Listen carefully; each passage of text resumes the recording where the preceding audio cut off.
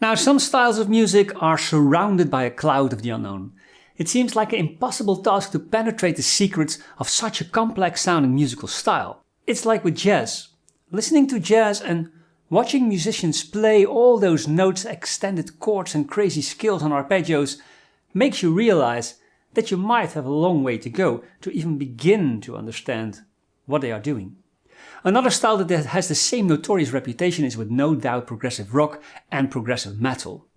Maybe you are wondering where all those strange yet beautiful chords and sounds come from. Just listen to bands like Opeth, Dream Theater, Pliny, Haken, Steve Vai, Riverside, Porcupine Tree, and maybe the most interesting modern prog rock artist of this time, Steven Wilson, who founded Porcupine Tree. Now, many more are masters of this genre. Now, why does prog rock sound so sophisticated and complex and at the same time so beautiful and powerful? It's time to lift the fog and bring crystal clearness to playing progressive rock. The word progressive can have multiple definitions, but in most cases progressive means a gradual development and openness for modern or new concepts and ideas. Now, like a progressive exercise, for instance, it's meant as an exercise that gradually will be harder to do. But also a progressive school, for instance, a school that embraces modern philosophy of learning and contemporary ideas. Likewise, the term progressive rock points at the embracement of new and modern ideas, be it in rhythm, harmony or style. So that clarifies the name progressive rock. At the same time, it doesn't say anything about the style itself, just about the philosophy. Still, we can guess what it means, right? Progressive rock musicians want to invite the most modern approach to their traditional rock style and add a flawless technical ability to incorporate fast and relentless odd-time signature riffs. And that would be something new, I guess. But what is new then? What are those modern ingredients? Well, that obviously depends on the spirit of time. What is modern now could be outdated in 10 years. Could be, but not necessary. Still, progressive has a chance to be stuffy and old-fashioned if you wait long enough. I mean, once Elvis was the king of modernism, right? I rest my case. But we live in today's world, and today we want to know what modern or complex ingredients we can add to our rock riffs to make them progressive. So, let's do that right now. If I say ingredients, it's almost as if you could put them together in the right amount and instantly have a great sounding progressive rock song. Of course, this is not the case. Writing music is a progressive process itself. It asks for creativity and happy accidents. There's no answer to the $1 million question, how do I write an awesome track? Your own music will reflect your personality and everything that has formed that personality from the day you were born. But to write in a particular genre, you can't escape some of its main characteristics, right? So, apart from the creative and intelligent process of creating music, I think progressive rock, or prog rock if you want, is marked by a couple of properties that sets it apart from common rock and other styles in general. Now, besides a blissful technique, those ingredients or characteristics could be writing in odd-time signatures like 7/8 and 5/4, using extended chords like major 7, minor 9, minor major 7 and added 9 and sus chords, the use of common note modulation, or better, a common note chord change that results in prog rock sounds. Also, the use of chromatic mediants will give you great results.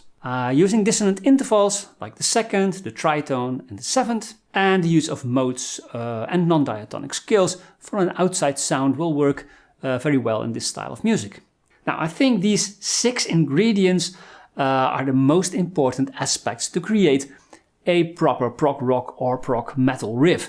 Maybe progressive metal is more dependent on rhythmic extravaganza, creative use of dissonance, and maybe some unsettling sounding modes of the melodic minor scale or harmonic minor scale, while prog rock leans more on traditional cadences drenched with influences from modern jazz, common note chord changes, and odd-time signatures. Now, in both genres, the way you record is essential for getting the prog rock sound. The massive sound of drums and the wide sonic spectrum of double recorded guitars is created by a specific way of recording and mixing. Now, you will find lots of videos on YouTube on this subject. So maybe even without an example, you could get an idea of what you could do to come up with a killer prog riff. But wait a minute, I forgot the most important ingredient. My Strandberg. It already lost his head, and we haven't even started yet. Good thing it's ergonomic, sur pickups, chambered body, trapezium-shaped neck, fanned frets, lightweight, and a volume knob for volume. Now first you have to know what a time signature is before you can make it odd, like the duck. A time signature, also called a meter, indicates how many beats or counts there are in a measure and which note value stands for one beat. So if we have a 3/4 time signature, then the upper number 3 says that there are 3 beats in a measure. And the lower number 4 says that the quarter note is 1 beat. So you count 1, 2, 3, 1, 2, 3, and so on. And the 6/8 time signature means that there are 6 beats in a measure, and the 8th note, or quaver, is 1 beat. Usual time signatures are 3/4, 4/4, and 6/8, for instance. Now these have 2 or 3 equal accents, and you find these in hundreds of songs. An odd meter or odd time signature, however, does not fit that usual time signature property and simple compound counting. Odd time signatures are considered to be complex and asymmetric, or short, odd.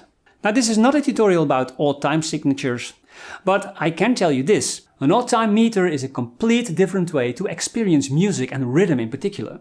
Learning an odd time signature is learning a new language. It goes against our natural feel of rhythm. Now I made a dedicated tutorial about odd time signature, so if you want to expand on this subject, you could watch that video.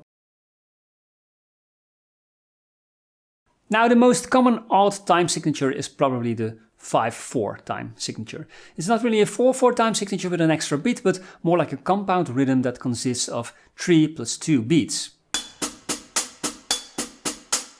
Now a classic and famous song in a 5/4 time signature is Take 5 by Paul Desmond, which was arranged by Dave Brubeck. The E minor chord gets the first 3 beats and the B minor 7 chord gets the last 2 beats.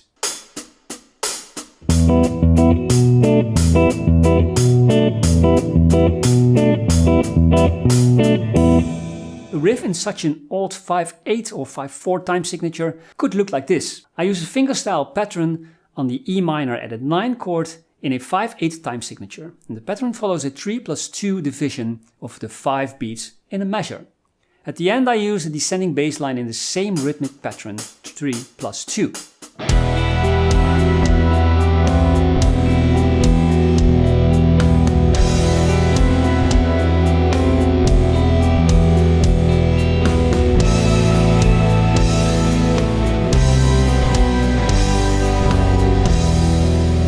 Now it can also be counted in 2 long beats and 2 short beats, like in the Mission Impossible movie theme. The long beats are now dotted quarter notes that have a duration of 1.5 beats each. The 2 short beats at the end of the measure are the 4th and the 5th beat. This creates an almost haunted rhythm, as if you were being chased.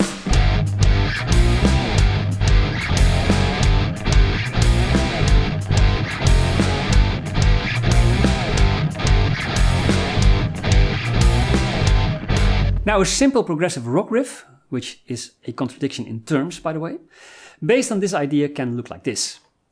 This idea is maybe simple and even not prog rock worthy, but it has a complex rhythmic structure that I want to show you. It's again a 3/2 division, but within that division there's something going on. If you take a good look, you'll see a 3-3-3-3-2-4-2 division, which you would count like this. 1, 2, 3, 1, 2, 3, 1, 2, 3, 1, 2, 3, 1, 2, 1, 2, 3, 4, 1, 2, 1, 2, 3, 1, 2, 3, 1, 2, 3, 1, 2, 3, 1, 2, 1, 2, 3, 4, 1, 2. So 18 16th notes, and that makes up 5 beats.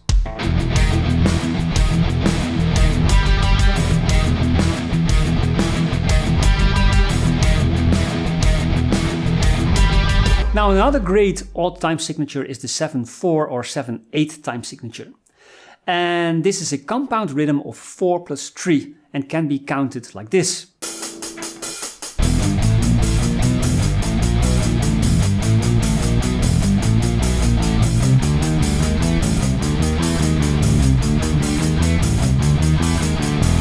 Now we could change a usual 4/4 time signature riff like this.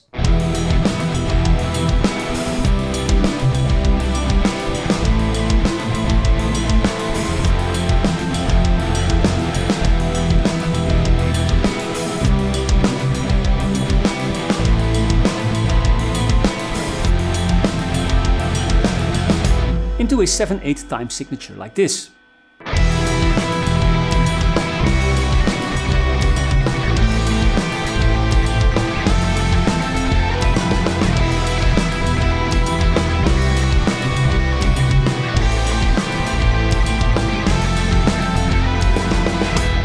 Example, you can hear how the 7/8 time signature does a lot for the progressive sound. It creates movement and rhythmic complexity. Still, I added already some ingredients to let it sound more proggy than it would have been without the salt and pepper. Adding an odd time signature to the things you already composed is a good start to sound progressive. A very essential part of creating progressive rock is to enrich the sound of the chords you play by adding extensions to the chord. Now an extension is an addition to the chord by stacking third intervals on top of a triad, like the 7th, the 9th, the 11th and the 13th. And the result, for instance, is a minor 9, major 7 or minor 11 chord. Now these chords come from jazz music where it is common practice to use only extended chords. Now if this is all abracadabra to you, don't worry. You don't need to go to Hogwarts to understand chord extension in order to follow this tutorial, though I would strongly suggest that you learn about the architecture of chords. Anyway, you could watch my dedicated videos, Building Chords Part 1 and Part 2, to know everything about the structure of chords in half an hour. So instead of using power chords or maybe a triad, you could make it sound much more progressive by using an extended chord. Also, added 9 chords and sus chords can do miracles for your progressive aspirations. For instance, if you take this progression in E minor with the chords E minor, C, A minor and B minor, which is a common chord progression,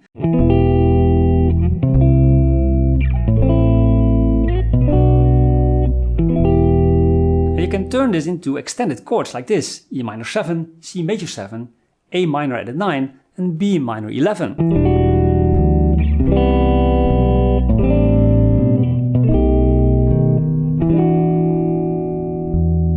Now immediately you can hear that the sound is much more sophisticated. Just add heavy drums, relentless bass guitar and wide spectrum mid-tone scooped distorted guitar, and you get a prog rock riff like this.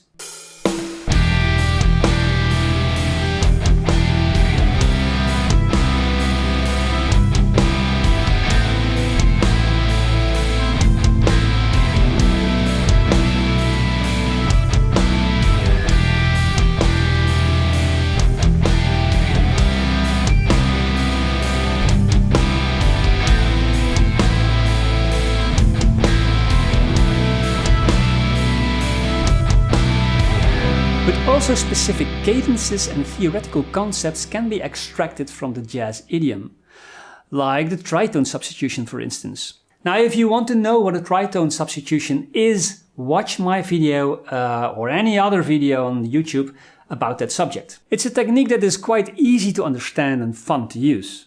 In a nutshell, D minor 7, G7, C major 7 is a so-called 2-5-1 progression in C major. Now D minor is the 2nd degree and G7 is the 5th degree and C major is the tonic.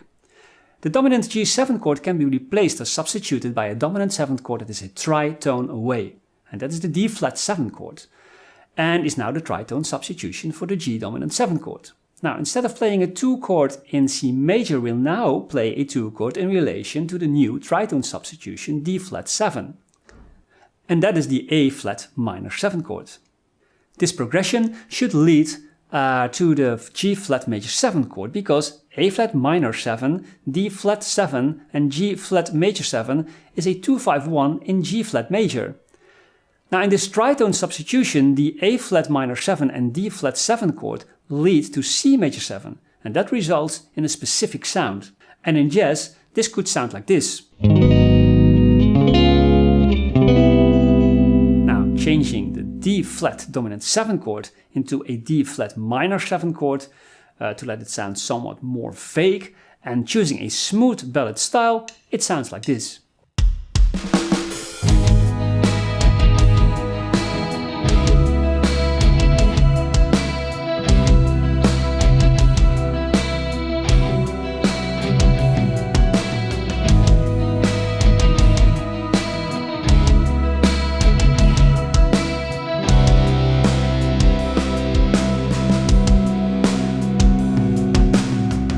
Next we look at the use of common notes to change chords, and we'll look at the chromatic mediants. But first, common notes.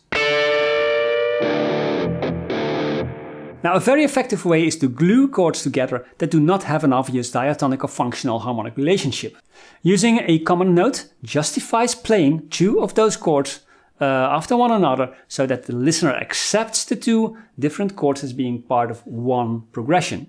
An example would be, for instance, the combination of an F minor 7 and an E major 7 chord. That sounds like this.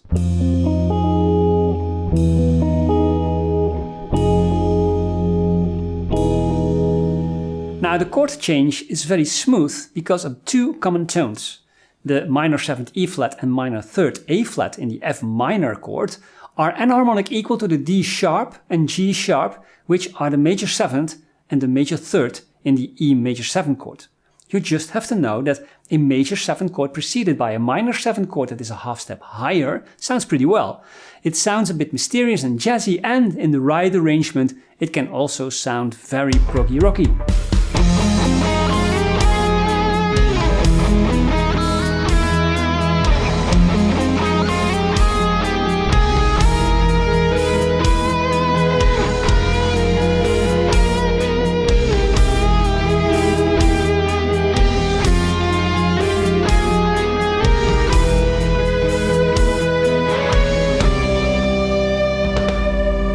Sometimes you can get this result by borrowing chords from a parallel scale or mode, which is called modal interchange or modal mixture.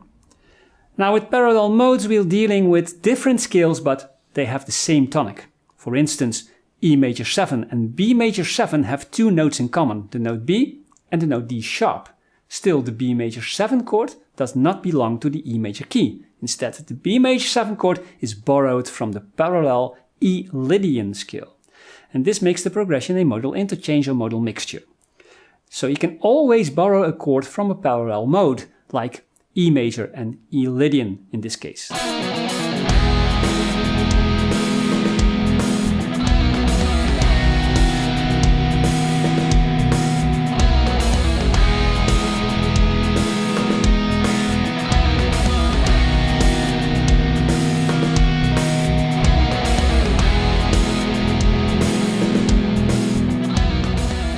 Now another great way to create a progressive rock progression is to bind all different chords with one single note, no matter from which key or mode they come from.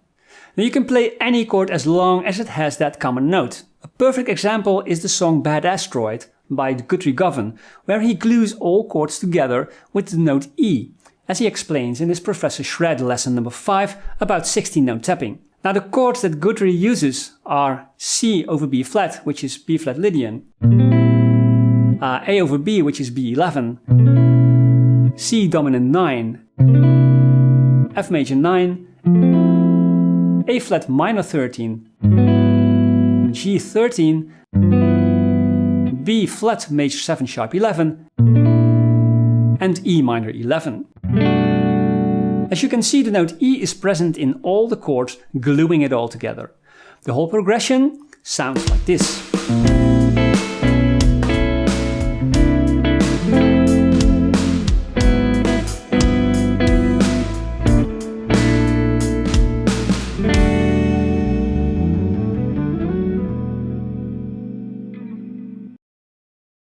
Now maybe the most effective chord change associated with prog metal and prog rock is the chromatic mediant. Now I already made a tutorial about this subject, so watch that if you want to go in depth. In short, a chromatic mediant is the third degree of a diatonic scale that is altered by a semitone, altered in quality, so minor to major or the other way around, or even both. So in C major the third degree is E minor. Now change this to E major or E flat major and you have a chromatic mediant. Now chromatic mediants have at least one note in common. And the first example is the tonic C major and the chromatic mediant E major. The common note is the note E.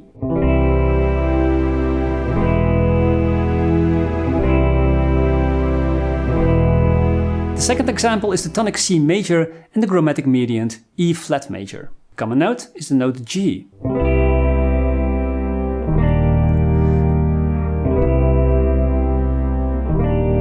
You can also use the sixth degree instead of the third degree to create a chromatic mediant. In C major the sixth degree is an A minor chord. Now change this to A major or A flat minor and you have a dark sounding chromatic submediant. In fact, this last chord is called a double chromatic submediant and has no notes in common with the major tonic.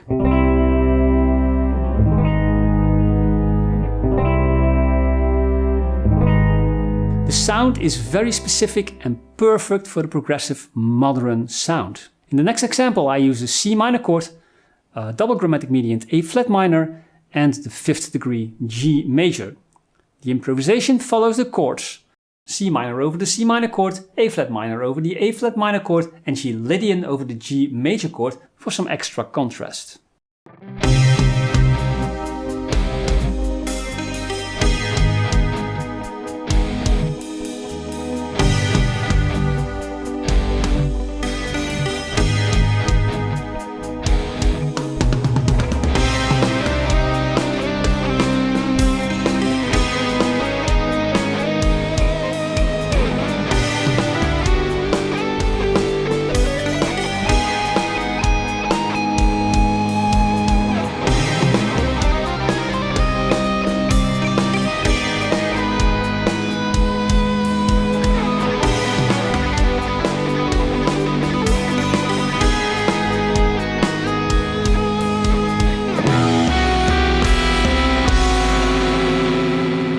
Dissonant intervals is the key word for progressive rock and progressive metal. You could choose to use the good old tritone, which is always fun. It is the most unstable interval and results in a ton of tension that severely unsettles the listener. The tritone always wants to resolve to a consonant interval and most of the time that's the case. But here the tritone does not resolve, so the tension will stay throughout the whole riff.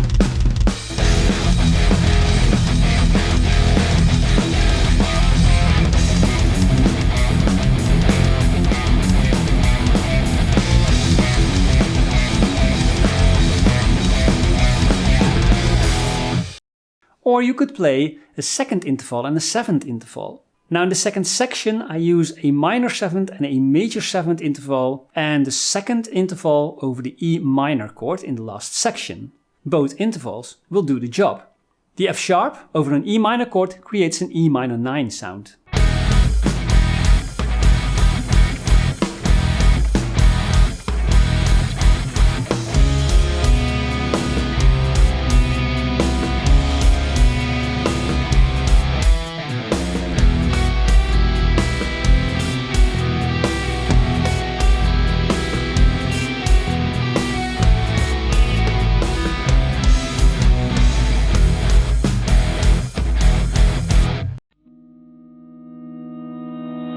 Now the choice for a scale as a base for your progressive rock songs is more complex than you might think. The whole idea of progressive music is that it should sound sophisticated, or call it modern, or whatever you like best. So probably you want to change keys or modes within the song that follow the chord changes. Now, one of those scales is a Lydian scale, and it's favorite amongst progressive rock players like Pliny, Dream Theater, Steve Vai and others. And it's a major scale with an augmented fourth degree. It's very bright, but also a dreamy and uplifting sound.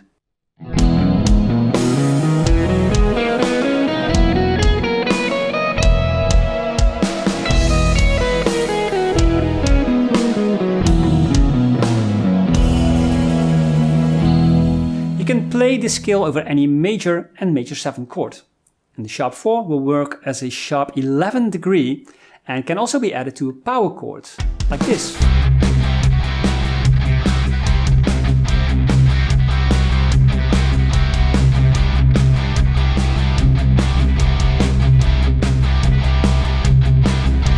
Now, a nice alternative for the Lydian mode is the Lydian flat 7 mode, or Lydian dominant mode, which is the 4th mode of the melodic minor scale.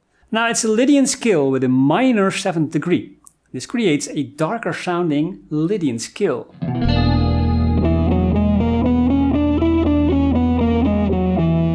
And you could see this as a mix between the Lydian scale and the Mixolydian scale. In the example, I use a straightforward 4/4 time signature with a Lydian dominant progression. In the riff, I use as many times as possible the sharp 11A sharp and the flat 7D to establish that Lydian flat 7 mode.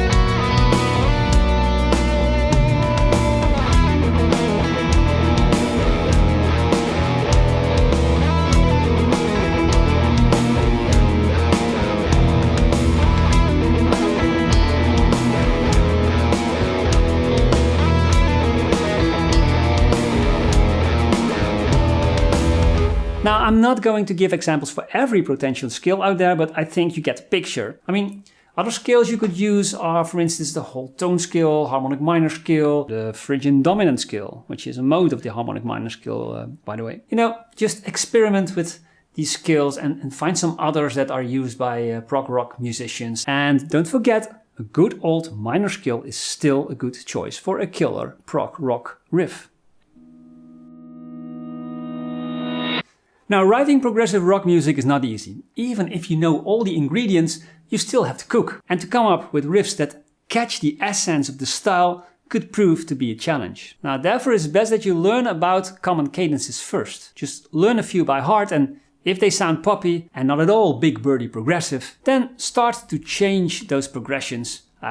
For instance, by adding extensions to the power chords, or try to move 1 or 2 chords semitone up or down to create a slightly different sound. Now listen a lot to progressive rock and try to play some riffs that you like from other bands or guitarists. Eventually you get a feel for the style and you start to develop an ear and technique for progressive rock. I hope this helped you to get started or to improve your progressive music. Good luck, all the best, and greets from the Netherlands. Bye!